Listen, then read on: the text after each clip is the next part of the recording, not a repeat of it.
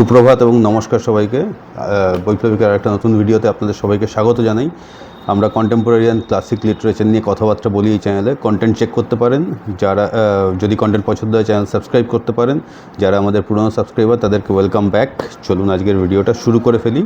ভিডিওর টপিকটা খুবই রেলিভেন্ট এবং রেলিভেন্ট তো বটেই, এর একটা সুদূর প্রসারী প্রভাবও থাকতে পারে যে নতুন পাঠক কীভাবে তৈরি হচ্ছে বা আদৌ তৈরি হচ্ছে কিনা, বা ইন ফিউচার তৈরি হবে কিনা।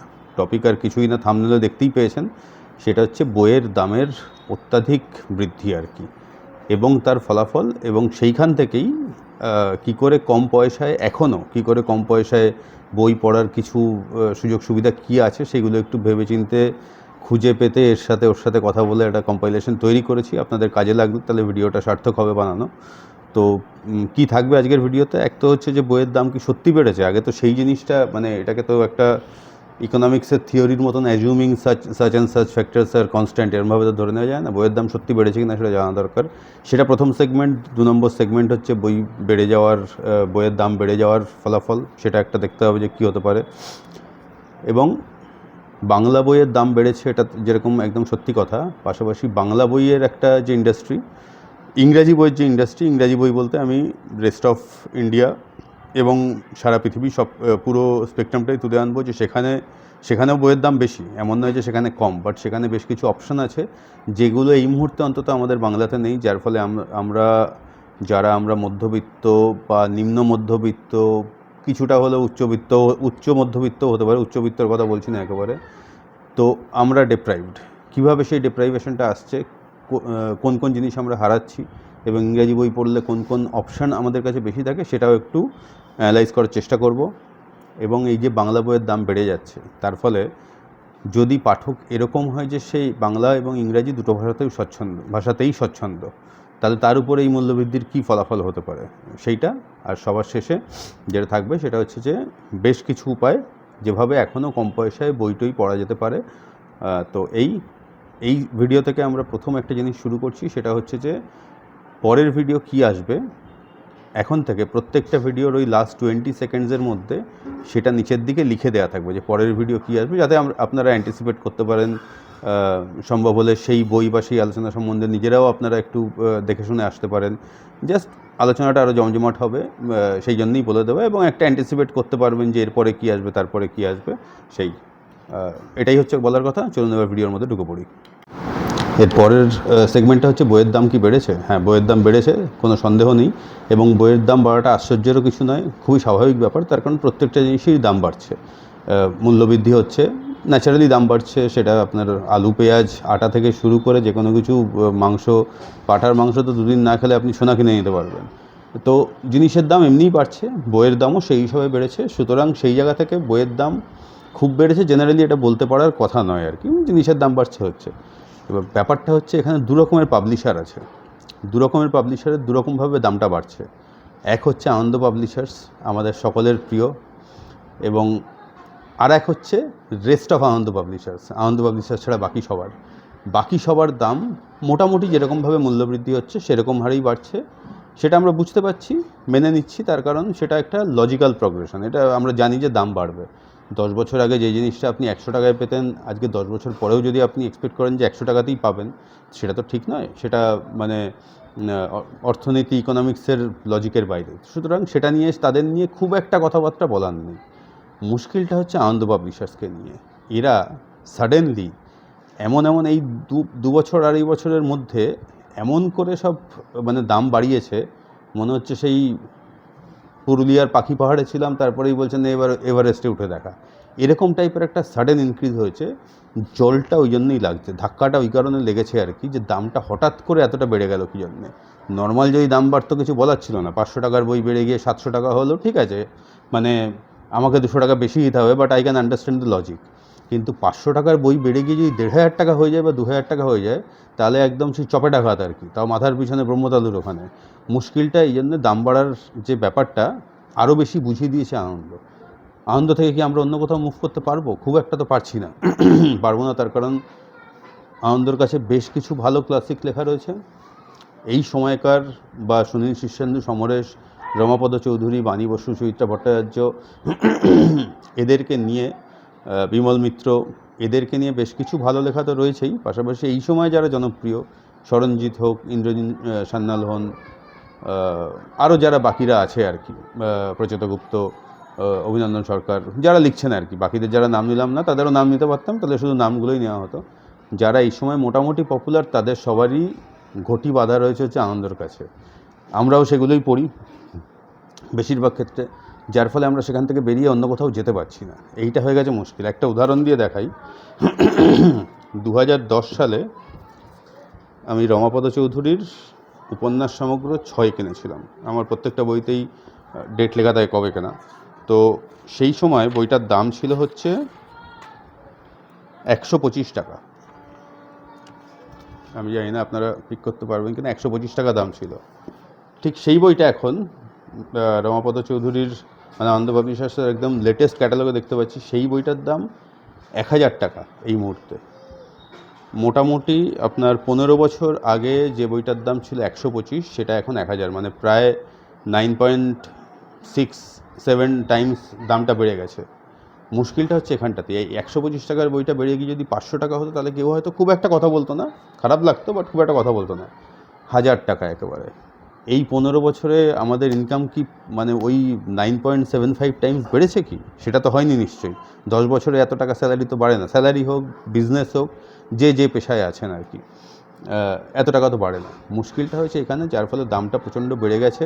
এটা একদম বাস্তব কথা, এটা শুধু মনে হচ্ছে না, এটা শুধু মানে সত্যজিৎ রায়ের ভাষায় বলতে গেলে এ তো আর শুধু মনে পাপ নয়, এ তো কাজেও পাপ, সেই রকম টাইপের ব্যাপার হয়েছে। বইয়ের দাম এরকম অস্বাভাবিকভাবে বাড়লে, বিশেষত আনন্দ যদি এরকমভাবে অস্বাভাবিকভাবে বাড়ায়, অন্যান্যরা আমার মনে হয় মানে যেটা বেড়েছে লজিক্যালি বেড়েছে, মূল্যবৃদ্ধি হচ্ছে বলে, সেটা আমাদের মেনে নিতেই হবে। কিন্তু যে কোনোভাবে আনন্দ হোক, নিরানন্দ হোক, যে কোনো পাবলিশার যদি অস্বাভাবিক হারে দাম বাড়াতে থাকে, এর কিন্তু ডাইরেক্ট এবং ইনডাইরেক্ট ইম্প্যাক্ট মোটামুটি বছর দশকের মধ্যে আরও মারাত্মকভাবে দেখা যাবে। প্রথম কথা হচ্ছে যে ইনকাম বাড়ার হারের থেকে যদি বইয়ের দাম বাড়ার হার বেশি হয়ে যায়, মানুষ বই কেনা কমিয়ে দেবে।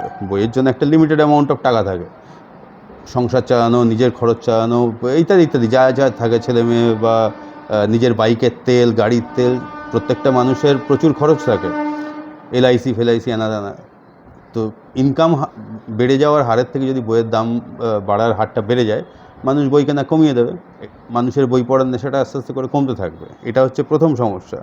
দ্বিতীয় কথা হচ্ছে বই পড়ার যে অভ্যেস, সেটা শুরু হয় ছোটোবেলা থেকে।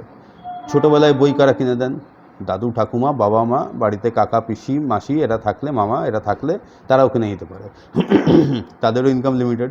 যখনই বইয়ের দাম বেড়ে যাবে, তখন তারা স্নেহের পাত্র বা পাত্রীর জন্য বই আর অত কিনে আনবে না।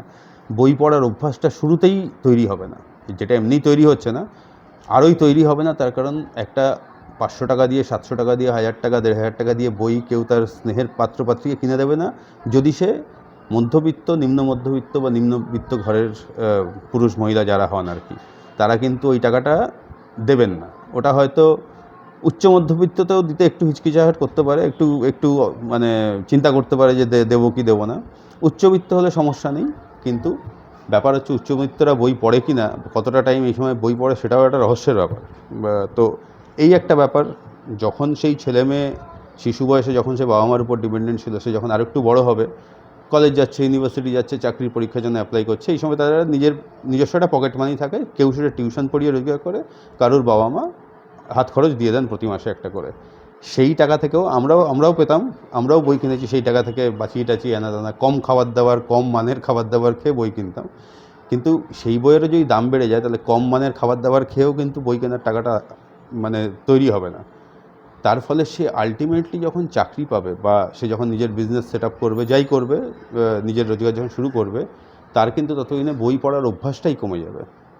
বুঝতে পারছেন কী বলছি? ছোটোবেলায় বই পাচ্ছে না, দাম বেড়ে যাচ্ছে বলে, যখন পকেট মানি পাচ্ছে বা টিউশন পড়িয়ে পকেট মানি রোজগার করছে, সেই সময় বইয়ের দাম বেশি বলে কিনতে পারছে না, এবং আলটিমেটলি যখন সে চাকরি বাকরি বা যাই হোক নিজের রোজগার যখন সেট আপ করবে, তখন তার বই পড়ার অভ্যাস চলে গেছে, সে আর তার পরবর্তী জীবনে বই পড়াটা কন্টিনিউ করতে পারবে না। এটা একটা মারাত্মক ইমপ্লিকেশান আসতে চলেছে। 10-15 ইয়ার্সে খুব মারাত্মকভাবে বোঝা যাবে আমার মনে হয়, যদি বইয়ের দামের হ্রাস না আনা যায় বা অন্য কোনো পদ্ধতি না বের করা যায়। এবারে চলে যাই হচ্ছে ইংরাজি বই পড়ার ক্ষেত্রে। বাংলা বই, তার সঙ্গে ইংরাজি বই, দুটো যে ইন্ডাস্ট্রি, দুটো ইন্ডাস্ট্রির মধ্যে পাঠক হিসাবে আপনি কোনটায় কতটা সুবিধা পান সেই সেগমেন্টটাতে চলে যাই। আপনি বাংলা বই পড়লে তো ডেফিনেটলি মানে বাংলা বই পড়ছেন শুধু, তো যা দাম আছে বইয়ের তার উপরে কিছু ডিসকাউন্ট পাবেন এবং এই একটা ফরম্যাটেই পাবেন। বাংলা বই সবই প্রায় 99.99% বই হার্ড কভার, পেপার ব্যাকের প্রায় অস্তিত্ব নেই। সামান্য কিছু পেপার ব্যাক বেরিয়েছিল আগে, বা কিছু হয়তো এখনও মার্কেটে অ্যাভেলেবেল আছে, বাট তারা খুব একটা ওয়াইড সার্কুলেশনে নেই, খুব একটা সার্কুলেট হয় না এবং খুব পাঠকদের মধ্যে পপুলারও নয়। নাকি ওরা মার্কেট করে না বলে পাঠকদের মধ্যে পপুলার হয়নি, দুটোই হতে পারে, ডিম আগে না মুরগি আগে, what ever maybe the case. ইংরাজি ইন্ডাস্ট্রিতে যখন আমরা তাকাই, আমি আপনাদের একটা বই দেখাই, আমি স্ক্রিনশটটা দিয়ে দেবো এখানে। ধরুন ডোনাটার্টের এই দ্য গোল্ডফিঞ্চ বইটা আমি হার্ড কভারে কিনেছিলাম। এটার দাম ছিল ওই 1002 টাকা যখন বেরিয়েছিল আর কি। আমি এটা হার্ড কভারে কিনেছি, আমার কাছে তখন 2000 টাকা ছিল ব্যয় করার জন্য, সেই জন্য আমি এটা কিনলাম। আর ডোনাটার্ট আমার এমনিও লেখিকা হিসাবে খুবই পছন্দ, সেই জন্য। এই বইটার এখন দাম কমেছে, 1583 টাকা অ্যামাজন দেখাচ্ছে। 1583 টাকা আমার কাছে থাকতেই হবে, এর কোনো মানে নেই। আমার কাছে, আমি হয়তো এখন খুব একটা টাকা পয়সা নেই ওই খাতে দেওয়ার মতন। সেই জন্য ইংরাজি প্রত্যেকটা বই যার হার্ড কভার আছে তার একটা করে পেপার ব্যাকও থাকে। এটা একটা দারুণ ব্যাপার, যেটা ইংরাজি বই পড়তে গিয়ে আমি দেখেছি, যেখানে হার্ড কভারটার দাম এই মুহূর্তে 1583 টাকা, আজকে এই মুহূর্তে দেখতে পাচ্ছি পেপার ব্যাকটার দাম মাত্র 426 টাকা, হুইচ ইজ ফ্যান্টাস্টিক। আমি এত বড় বই 1583 টাকা দিয়ে হার্ড কভার আমি নাই কিনতে পারি, কিন্তু তাতে তো আমার বই পড়ার ইচ্ছাটা চলে যাচ্ছে না, তাহলে আমি ইচ্ছাটা চরিতার্থ করবো এই করে।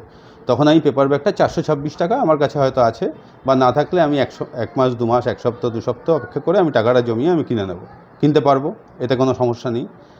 এবার এখানে আরও একটা মজার ব্যাপার হচ্ছে, ওরা শুধু পেপার ব্যাকেই সীমাবদ্ধ থাকেনি, ওদের একটা কিন্ডেল এডিশন থাকে, অ্যামাজন কিন্ডেল এডিশন থাকে। এই বইটাই অ্যামাজন কিন্ডেলে এই মুহূর্তে দাম হচ্ছে 277 টাকা মাত্র। আপনি তাহলে পাঠক হিসাবে কোন জায়গা থেকে কোন জায়গায় আসতে পারেন দেখেছেন? আপনার ইনকাম অনুযায়ী, আপনার এক্সপেন্ডিচার মানে বইয়ের পিছনে যত টাকা খরচা করবেন, তার মানসিকতা এবং সুযোগ সুবিধা, শুধুমাত্র মানসিকতা নয়, প্রতিটা সংসারে প্রচুর খরচ থাকে, সেই অনুযায়ী আপনি 1583 টাকা খরচা করতে পারেন হার্ড কভারে, আপনি পেপার ব্যাগে 426 টাকা খরচা করতে পারেন, আপনি কিন্ডেল এডিশনে 277 টাকা খরচা করতে পারেন। যে কারণে এই জিনিসটার জন্যই আমি কিন্ডেল কিনে রেখে দিয়েছি। বই দুটো কিন্ডেলই আমার অনেক পুরনো, এটা তো প্রায় 9 বছর 10 বছর হতে গেল, কিছুই হয়নি এখনো, ফ্যান্টাস্টিক। এইটা আমার 6 বছর মতন কিন্ডেল, দুটো কিন্ডেল আছে আমার, কিনে রেখে দিয়েছি শুধুমাত্র। সবসময় ওই খাতে পয়সা খরচ করার মতন থাকে না বলে, তখন খুব ইনএক্সপেন্সিভ ওয়েতে, এ তো 277 টাকা দাম বললাম, প্রচুর বই 10 টাকা 20 টাকা 50 টাকাতেও পাওয়া যায়, ফ্যান্টাস্টিক সব বই কিনে নিয়ে দিবি পড়তে পারি, এক্সপিরিয়েন্সের কোনো ইয়ে নেই। হ্যাঁ, আপনি কাউকে দেখাতে পারবেন না, আপনার কিন্ডেলে থাকবে, কিন্তু আপনি মানুষকে দেখানোর জন্য বই কিনছেন নাকি নিজে বোঝার জন্য বই কিনছেন, দ্যাটস এ সেপারেট ডিবেট। তো যাই হোক, এইটা হচ্ছে ব্যাপার। এই অপশানটা আমাদের বাংলায় নেই, যেটা খুবই দুর্ভাগ্যজনক। আমাদের কাছে যদি এই অপশান দেওয়া হয় যে কোনো একটা হার্ড কভার বই বেরিয়েছে, ভালো হয়েছে, এই কালকুট গল্প সমগ্র বেরিয়েছে দিন 15 আগে আনন্দ পাবলিশার্স থেকে, 2500 টাকা দাম করেছে, খুব ভালো কথা। তুমি একটা পেপার ব্যাগও বার করে দাও, যেটার দাম তুমি 500-600 টাকা রাখো, ওই টাকা দিয়ে প্রচুর মানুষ বইটা কিনতে পারবে। তুমি এমন একটা জায়গায় মানে সেই সোনার সিংহাসনে বইটাকে এনে বসালে, যে সোনার সিংহাসনে আমি তো যেতে পারবো না, যারা যেতে পারবে, আমি বা আমার মতন প্রচুর মধ্যবিত্ত, নিম্ন মধ্যবিত্ত মানুষ, উচ্চ মধ্যবিত্ত মানুষ যেতে পারবে না বা যেতে চাইবে না। অনেকের কাছে হয়তো অনেক টাকা থাকবে, সেই টাকাটা তাদের অন্য কাজেও তো লাগে, শুধু বই কেনাটাই একমাত্র কাজ নয়। তো এই হচ্ছে সমস্যার জায়গাটা, যে বাংলা বই এবং ইংরাজি বই এর ক্ষেত্রে, পড়ার ক্ষেত্রে পাঠক হিসাবে আপনি তুলনামূলকভাবে কী ধরনের সুবিধা পান বা পান না, কী অপশান পান বা পান না, সেটা আমি বলে দিলাম।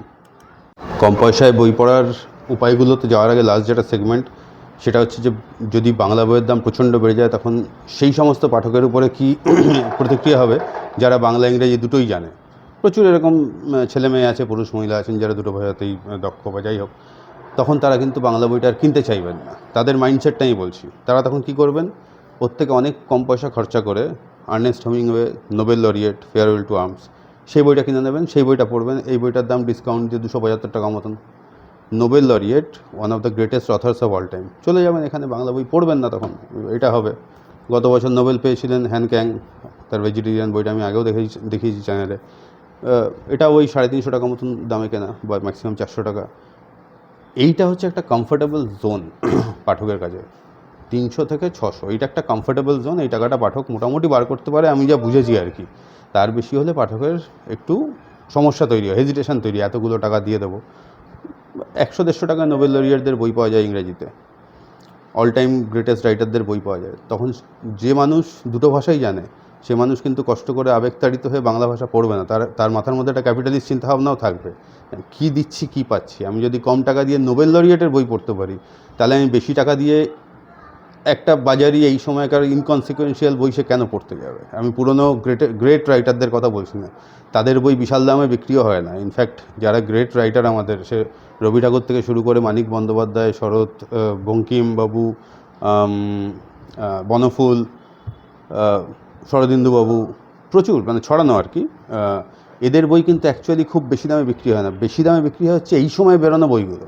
মুশকিলটা হচ্ছে এইখানটাতে হয়েছে, যার ফলে নতুন প্রজন্মের পাঠক তৈরি হওয়া বাংলায় আরও কমে যাবে। এ ব্যাপারে আমার অন্তত কোনো সন্দেহ নেই। আপনাদের কি মতামত অবশ্যই জানাবেন। এইবার হচ্ছে ভিডিওর সেই সেগমেন্ট যেখানে কি করে কম খরচে বই পড়া যায় এখনও, তার একটা আমি যেগুলো দেখেছি আমার লাইফে, যেগুলো আমি অ্যাপ্লাই করেছি, অন্যদের অ্যাপ্লাই করতে দেখেছি, সেইগুলো আপনাদের সঙ্গে শেয়ার করব। তার মধ্যে প্রথম এবং যেটা সবথেকে সহজ, সেটা হচ্ছে পূজাবার্ষিকী বাঁধিয়ে রাখা। পূজাবার্ষিকী বাঁধিয়ে রাখা বলতে যতগুলো পূজাবার্ষিকী কিনলেন সবগুলোই পরপর বাঁধিয়ে একটা মোটা করলেন, সেরকম নয়। পূজাবার্ষিকী থেকে আপনার পছন্দের উপন্যাসগুলো, ছোট গল্প, যদি চান প্রবন্ধ, যদি আপনি প্রবন্ধ পড়তে ভালোবাসেন বা ভালো প্রবন্ধ পান, কবিতা, নাটক, ভ্রমণ কাহিনী, অনেক কিছু বেরোয় পূজাবার্ষিকীতে। সেখান থেকে সেইগুলো কেটে নিজের ইচ্ছা মতন করে বাঁধিয়ে রেখে দিতে পারেন। এতে আপনার পূজাবার্ষিকীর পিছনে ইনভেস্টমেন্টটা বাড়বে, কিন্তু আপনি উপন্যাস সংরক্ষণ করে রাখার ব্যাপারে বহু মাইল এগিয়ে যাবেন এবং খুব কম খরচে বছরের পর বছর বই পড়তে পারবেন। যেমন আমি পূজাবার্ষিকী কেটে বাঁধিয়ে রাখছি প্রায় আমার 17-18 বছর বয়স থেকে। দুটো দেখাই, আমার কাছে এরকম প্রচুর আছে। আমি তিলোত্তমা মজুমদারের উপন্যাস পড়তে ভালোবাসি, লেখা পড়তে ভালোবাসি, আগেও বলেছি। তিলোত্তমা মজুমদারের 10টা উপন্যাস আমি কেটে বাঁধিয়ে রেখে দিয়েছি। দেখিয়ে দিই, এই তার সূচিপত্র। বলে দিচ্ছি কি কি উপন্যাস এখানে আছে: প্রহান, শামুক্ষল, জন্মের চোখ, একতারা, এসো সেপ্টেম্বর, জোনাকিরা, অমৃতানী, আজও কন্যা, চাঁদু, ধনেশ পাখির ঠোঁট। এটা হচ্ছে আমি বাঁধিয়েছি 10টা উপন্যাস। তিলোত্তমা মজুমদারের উপন্যাসগুলো এখন দাম অ্যাভারেজে কম করে হলেও 300 টাকা। কিছু উপন্যাস 500 টাকারও আছে, তার কারণ উনি একটু বড় বড় উপন্যাস লেখেন। তো 300 টাকা করেই ধরেই যদি চলি, 10টা উপন্যাস মানে 3000 টাকা। 3000 টাকার উপন্যাস। এই বই যদি এই 10টা উপন্যাস নিয়ে যদি বই বার করে, 3000 টাকা তো দাম হবে না, ওটার দাম হবে ধরুন 1.5 থেকে 2000 টাকা। এই মুহূর্তে আনন্দ দাম করবে। বাঁধানো ছিল প্রতি বছরের, মানে শারদীয়া কিনতে কিনতে কিনতে কিনতে যখন 10-15 বছর হয়ে গেল, 10টা উপন্যাস কেটে বাঁধিয়ে দিলাম। এই একটা আমার উপন্যাস সংগ্রহ আছে। এইরকম প্রায় আমার কাছে 40টা মতন রয়েছে, 40 বা 45 হবে, এক্স্যাক্টলি নাম্বার মনে নেই, 42। কী আছে এর মধ্যে? সুনীল গাঙ্গুলির 7টা উপন্যাস রয়েছে। একবার সূচিপত্রটা জাস্ট দেখিয়ে দিই। খুব যত্ন করে রাখা, বুঝতেই পাচ্ছেন, বহু পুরনো বই এগুলো সব আমার। আপনি চাইলে ফ্রিজ করে দেখে নিতে পারেন, আমি বলে দিচ্ছি কী কী আছে। সুনীল গাঙ্গুলির 7টি উপন্যাসের মধ্যে গড়বন্দিপুরের কাহিনী, অন্য জীবনের স্বাদ, বিজনে নিজের সঙ্গে, বিশাখার জন্মদিন, মনের মানুষ, বিখ্যাত উপন্যাস, পূর্বপুরুষ, সরস্বতীর পায়ের কাছে। সরস্বতীর পায়ের কাছে বাই দ্য ওয়ে সুনীল গাঙ্গুলির লেখা শেষ উপন্যাস। সেই উপন্যাসটি বেরোনোর যতদূর সম্ভব, উপন্যাসটি যে পুজোয় বেরিয়েছিল তার পরপরই উনি মারা যান আর কি। তো এই নীললোহিতের এখানে প্রায় 10টা মতন উপন্যাস রয়েছে। নীললোহিত আমার খুবই পছন্দের ক্যারেক্টার আর কি, সুনীল গাঙ্গুলিরই ছদ্মনাম, এবং নীললোহিতের যে কনসেপ্ট সেটাও আমার খুব পছন্দ। নীললোহিত নিয়ে সেপারেট ভিডিও করব। এখানে আছে নিরুদ্দেশের দেশে, ফুলমণি উপাখ্যান, সাদা মিথ্যে কালো মিথ্যে, ভালোবাসার কাঙালপনা, সত্যি মিথ্যের মাঝখানে, জীবনের এপিট ওপিট, ব্যর্থ প্রেমিকের মুখশ্রী, এক একটা দিন অন্যরকম। এই বাণী বসুর এখানে 7টা উপন্যাস রয়েছে। উত্তর সাধক, অমৃতা, খারাপ ছেলে, ঝড়ের খেয়া, সমুদ্রযাত্রা, উজান যাত্রা, খনামিহিরের ঢিবি। তার মধ্যে খনামিহিরের ঢিবি সাহিত্য একাডেমি পেয়েছিল, সালটা এক্স্যাক্টলি এখন আমার মনে নেই। অসাধারণ প্রত্যেকটা উপন্যাসই ভালো বাণী বসুর এখানে যেগুলো রয়েছে। আপনি এরকম অভ্যাস করুন আজকে থেকে, নেক্সট 10, 15, 20 ইয়ার্সের মধ্যে আপনার কাছে প্রচুর উপন্যাস হয়ে যাবে। এখানে ওই সেম টোটাল 22টা উপন্যাস রয়েছে, ইন্টু 300 করুন, 6,600 টাকার বই, কম করে 8,000, 10,000 হয়ে গেলেও আশ্চর্য হওয়ার কিছু নেই আর কি। এইভাবে কম খরচে আপনি বই বাঁধিয়ে রাখতে পারেন। ইনিশিয়াল ইনভেস্টমেন্টটা আপনার হয়তো একটু বেশি হবে বলে মনে হচ্ছে, সব কটা শারদিয়া কিনতে হবে, একটু পরিশ্রম আছে, বইগুলোকে কেটে কেটে সব বাঁধাতে হবে, লিখতে হবে, কিন্তু এটা কিছুই না যদি আপনি 6,600 টাকার বই কিনতে না চান এবং এইভাবে বাঁধিয়ে রাখতে চান। এটা হচ্ছে প্রথম উপায় গেল। 2 নম্বর হচ্ছে যে এই মুহূর্তে নতুন উপন্যাস, ছোট গল্প, নানা রকম প্রবন্ধ, ব্লগ, ছোট ছোট সিনেমা, টেলিফিল্ম বা শর্ট ফিল্মের মতন নিউজ, এই সমস্তের জন্য কিন্তু আরও আনন্দ অ্যাপটা বেশ ভালো। There is no doubt about it. আরও আনন্দ খুবই একটা ভালো অপশান। যাদের কাছে এই মুহূর্তে অন্তত আর্থিক কোনো সমস্যা আছে বা খুব বেশি টাকা খরচা করতে চান না কিন্তু বই পড়তে চান, তাদের জন্য আরও আনন্দ বেশ ভালো। নতুন নতুন উপন্যাস আসে, সেটা এই মুহূর্তে জনপ্রিয় লেখক লেখিকা সরঞ্জিৎ, ইন্দ্রনীল সান্যাল, বাদবাকি অভিনন্দন সরকার, প্রচেত গুপ্ত, তাদের লেখা আসে, সুকান্ত গাঙ্গুলির লেখা আসে, বাদবাকি প্রচুর গল্প আসতে থাকে ওদের। সরি, 500 টাকা হচ্ছে মাত্র ইয়ারলি সাবস্ক্রিপশান। 500 টাকা এক বছরে ইজ নাথিং। এইটুকু তো বই পড়তে গেলে দেয়াই যাবে। তো সেইটা বই আপনারা যখন আনন্দ সাবস্ক্রিপশান নেবেন 500 টাকা দিয়ে, 3টে ইবুক ফ্রি পাবেন। তো সব মিলিয়ে কিন্তু দুর্ধর্ষ প্যাকেজ।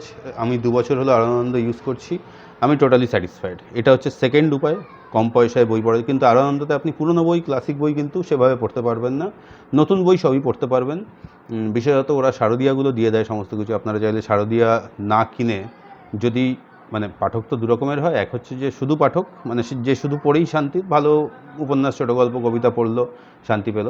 আর এক হচ্ছে কালেক্টর, সংগ্রাহক। আমি যেরকম পাঠক প্লাস সংগ্রাহক, আমি একটা নিজস্ব লাইব্রেরি গড়ে তুলছি আর কি। তো সেই কারণে আমি বইগুলোকে রেখে দিই। আপনার যদি সেটা মনে না হয় যে স্থান সংকুলন হচ্ছে, সমস্যা হচ্ছে, তাহলে কিন্তু আনন্দতে শারদিয়ার সমস্ত উপন্যাস পড়ে ফেলতে পারবেন, যেগুলো এবিপি প্রাইভেট লিমিটেড থেকে যেগুলো বেরোয় অবভিয়াসলি, সেগুলোর কথাই বলছি। তো এইটা হচ্ছে একটা ব্যাপার। 2 নম্বর পদ্ধতি এইটা। 3 নম্বর পদ্ধতি হচ্ছে, ইংরাজিতে যেরকম ইবুকের কথা বললাম, কিন্ডেলে পড়া যায়, বাংলায় তো ইবুক সেরকম কিছু নেই। যা আছে এবিপি আনন্দ থেকে, এই মানে আনন্দ পাবলিশার্স থেকে কিন্তু ইবুক বার করছে প্রায় 2 বছর, 2.5 বছর হয়ে গেল। আমার কাছে 2-3টে ইবুক কেনা আছে, পড়ছিলাম। তার অভিজ্ঞতা কেমন ইবুক নিয়ে, মানে আরও আনন্দ পাবলিশার্সের ইবুক নিয়ে আলাদা করে একটা ভিডিও করে দেবো, সেখানে পুরো বিস্তারিতভাবে বলবো। বাট আনন্দ পাবলিশার্সের যে ইবুকগুলো আছে সেগুলো কিন্তু ওদের হার্ড কভার বইয়ের থেকে অনেকটাই কম দাম। সেভাবেও কিনে অনলাইনে পড়তে, অনলাইন না, মানে আপনার একটা ল্যাপটপ লাগবে বা নিদেন পক্ষে একটা ট্যাব বা বড় স্ক্রিনের মোবাইল লাগবে, নাহলে আপনি পড়তে পারবেন না। সেইভাবে পড়ে দেখতে পারেন, সেভাবেও কিন্তু কম দামে পড়া যাবে। এরপর হচ্ছে সেকেন্ড হ্যান্ড বই মার্কেট, 4 নম্বর পদ্ধতি। সেকেন্ড হ্যান্ড বই মার্কেট থেকে বই কিনতে পারেন। কলেজ স্ট্রিটে ছড়ানো রয়েছে সেকেন্ড হ্যান্ড বইয়ের স্টল। বিভিন্ন যে ছোটোখাটো মেলাগুলো হয় আর কি, পুজো টুজোর সময় বা সারা বছর ধরে চলতে থাকে, সেখানে সেকেন্ড হ্যান্ড বইয়ের স্টলে কিন্তু বেশ কিছু সেকেন্ড হ্যান্ড বই পাওয়া যায়। সেখানেও কিন্তু খোঁজখবর করে অবশ্যই দেখতে পারেন। সেকেন্ড হ্যান্ড বই কিনেও বই পড়া যায়। ইনফ্যাক্ট আমি এর মধ্যে একটা বই সেকেন্ড হ্যান্ড কিনেছিলাম, সেই বইটাই খোঁজার চেষ্টা করছিলাম যে কোথায় গেল, দাঁড়ান দেখে আসি একবার। পেয়েছি। লাস্ট 2-1টা ভিডিও আগেই দেখালাম যে দিব্যেন্দু বারিদের অনুভব নামক বইটা কিনেছিলাম। এটার প্রিন্টেড প্রাইস যা ছিল ছেড়ে দিন। আমি কিন্তু এটা সেকেন্ড হ্যান্ড একটা বুক স্টল থেকে কিনলাম, দাম হচ্ছে 50 টাকা, উপরে লেখাই রয়েছে। এইভাবেও কিন্তু অবশ্যই বই কিনতে পারেন, এর মধ্যে কোনো খারাপ লাগার কোনো ব্যাপার নেই, কিছু ব্যাপার নেই। অত টাকা নেই যে কোটি কোটি টাকা দিয়ে বই কেনা যাবে। এটা আমি মাত্র 50 টাকা দিয়ে কিনেছিলাম। দারুণ বই, পড়িনি এখনও, সাহিত্য একাডেমি পেয়েছে বলে ধরে নিচ্ছি দারুণ বই, অন্তত রেকগনাইজড বই। সেটা কিন্তু সেকেন্ড হ্যান্ড বুক স্টোর থেকে আমি কিনেছিলাম। তো এই হচ্ছে একটা পদ্ধতি। কলেজ স্ট্রিটে তো ছড়ানো রয়েছে, কলেজ স্ট্রিটের সম্বন্ধে আপনারা জানেন।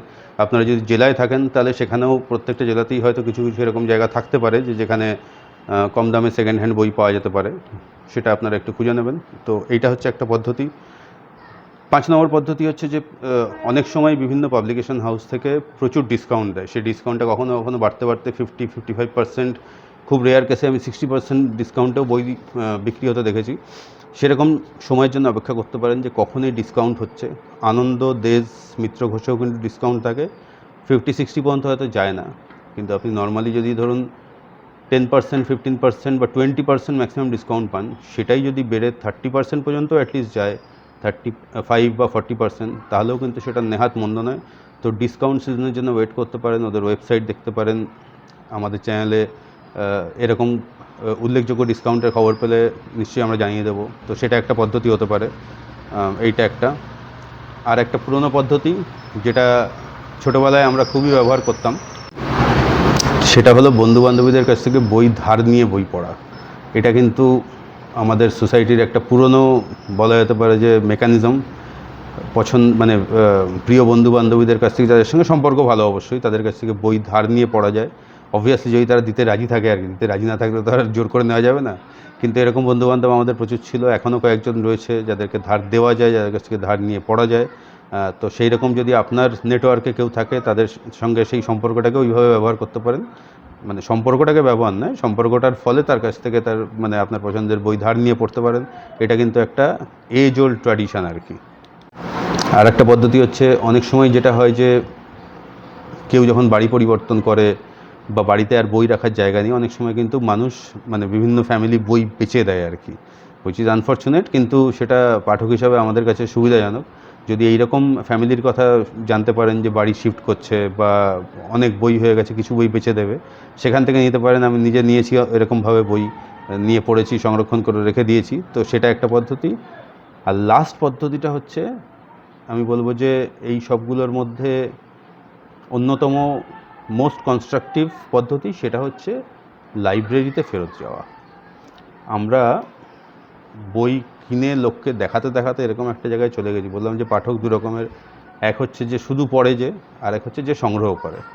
আমার যেরকম ছোটোবেলা থেকেই সংগ্রহ করার দিকে ন্যাক ছিল, জরুরি নয় যে সবার মানে সেই সংগ্রহ করার দিকে ন্যাক থাকতে হবে, এবং ইনফ্যাক্ট দরকারও নেই। মানে সবাই সংগ্রহ করতে গেলে মুশকিলটা যেটা, যে একটা এমন এফেক্ট তৈরি হয় যে নিম্ন মধ্যবিত্ত বা নিম্নবিত্ত ঘরের ছেলে মেয়েটির তখন মনে হয় বই কিনে না পড়লে মনে হয় বই পড়ার মজা নেই, যেটা একেবারেই কিন্তু ঘটনা নয়। দুটো কিন্তু আলাদা জিনিস। এক হচ্ছে আপনি পড়ছেন, পড়ে আপনি সমৃদ্ধ হচ্ছেন, ভালো লাগছে। আর এক হচ্ছে আপনি সংগ্রহ গড়ে তুলছেন। সংগ্রহ গড়ে তুলতে গেলে হ্যাঁ, এটা ঠিক একদম যে কিছু মিনিমাম টাকা পয়সা থাকার দরকার, এটা অস্বীকার করার কোনো জায়গা নেই। কিন্তু সেইটাই তো পাঠকের একমাত্র উদ্দেশ্য নয়, যে সংগ্রহ করলাম লোককে দেখালাম।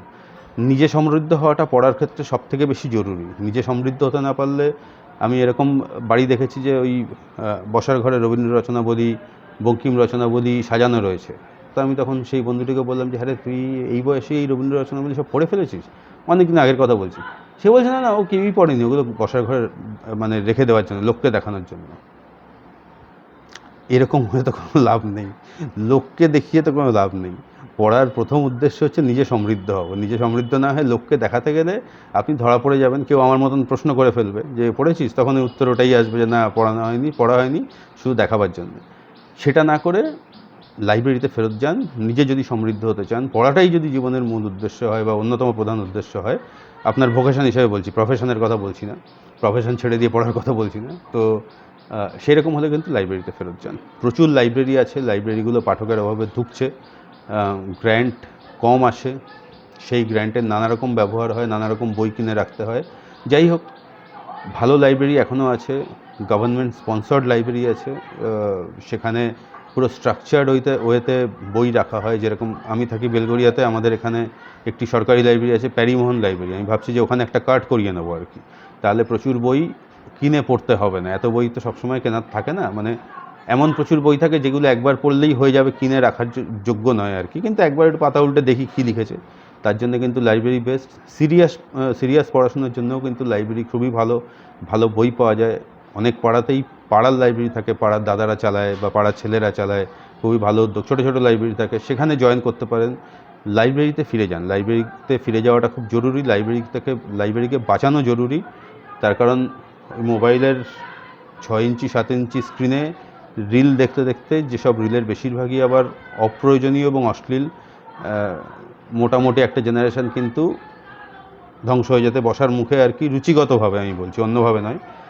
পড়াশোনা তারাও করছে, ভালো চাকরি বাকরি তারাও পাবে, ভালো বিজনেস তারাও সেট আপ করবে, কিন্তু রুচিটা কিন্তু গোলমেলে হয়ে যাচ্ছে। সেই জন্য মোবাইলের স্ক্রিন থেকে বেরিয়ে লাইব্রেরির দিকে ফিরে যাওয়ার কথা আমি সবাইকে বলবো। এবং যারা কিঞ্চিৎ পয়সার অভাবে বই কম পড়তে পারছেন, তারা কিন্তু এই ফিয়ার অফ মিসিং আউট বা ফোমো এখন যেটাকে বলে, সেটাতেই ভুগছেন যে বই কিনে না পড়লে হয়তো বইটা ঠিক পড়া হবে না। এটা কিন্তু একেবারেই কেস নয়। আমরা অন্তত যখন ছোটো ছিলাম আমাদের সবার প্যারিমোহন লাইব্রেরিতে, বেলঘরিয়ার প্যারিমোহন লাইব্রেরিতে কার্ড ছিল এবং সেটা খুব সম্মানের সঙ্গে দেখতাম। এখন যেহেতু বই পড়ার কালচারটাই অদ্ভুত টাইপের হয়ে গেছে, যারা প্রচুর বইয়ের ছবি দেখাচ্ছে তারা কিন্তু বই অ্যাকচুয়ালি পড়ছে না, বইকে শুধু ছবি তোলার ক্ষেত্রে ব্যবহার করছে। এরকম একটা পরিস্থিতি দাঁড়িয়ে গেছে। রিয়েল পাঠক কিন্তু খুব কমে যাচ্ছে আর কি। সেটা একদম বোঝা যায় আর কি, কারা কী ধরনের বই পড়ে। মানে এমন একটা সময় চলে এসেছি, ভূত পেতনি দত্তিদানো এবং কিঞ্চিৎ বাজারি প্রেম, এই দিয়েই কিন্তু চলছে পুরো জিনিসটা। এর বাইরে আশেপাশে এখনকার দিনেও যেগুলো সাহিত্য অ্যাকচুয়ালি রচনা হচ্ছে সেটা কিন্তু খুব একটা পড়া হচ্ছে না। তো মুশকিল সেখানে। সেইটা সলভ করার জন্য লাইব্রেরিতে ফিরে যান। প্রচুর বই থাকে ভালো ভালো লাইব্রেরিতে। তো এইটা হচ্ছে মোটামুটি যে পদ্ধতিগুলো আমার মনে হয় যে কম খরচে বই পড়ার মানে যে উপায় আর কি, এগুলোতেই আমি বিশ্বাস করি। আপনাদের ক্ষেত্রে এগুলো কাজে লাগতে পারে, সবগুলো কাজে নাও লাগতে পারে, হয়তো একটা বা দুটো কাজে লাগলো, যেভাবেই আপনার সুবিধা হয়। আমি যেগুলো বুঝি সেগুলো আমি বলে দিলাম। যদি এর বাইরে আপনাদের কোনো মনে হয় যে আরও কোনো উপায় আছে যেটা আমি বললাম না, বলতে পারলাম না বা আমার মাথায় আসলো না, কাইন্ডলি কমেন্ট বক্সে লিখে দেবেন। এইটাই বলার। মোটামুটি এই। কেমন লাগলো ভিডিওটা জানাবেন। প্রচুর কথা বলে ফেললাম, আমার মনে হয় প্রত্যেকটা কথাই বলার দরকার ছিল। আপনাদের কি মনে হলো সেটা অবশ্যই জানাবেন। দেখা হবে পরের ভিডিওতে। ভালো থাকুন, ভালো বই পড়তে থাকুন।